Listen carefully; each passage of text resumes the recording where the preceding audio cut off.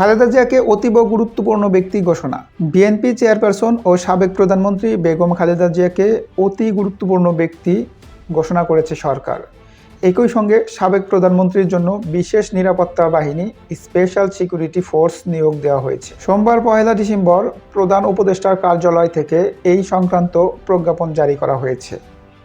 রাষ্ট্রপতির আদেশক্রমে প্রধান উপদেষ্টার কার্যালয়ের মহাপরিচালক প্রশাসন মোহাম্মদ আব্দুল ওয়াদুদ চৌধুরী প্রজ্ঞাপনে স্বাক্ষর করেন। প্রজ্ঞাপনে বলা হয়, সরকার বিশেষ নিরাপত্তা বাহিনী স্পেশাল সিকিউরিটি ফোর্স আইন 2021 এর ধারা 2 ক এ প্রদত্ত ক্ষমতা বলে সাবেক প্রধানমন্ত্রী খালেদা জিয়াকে অতি গুরুত্বপূর্ণ ব্যক্তি হিসাবে ঘোষণা করা হলো।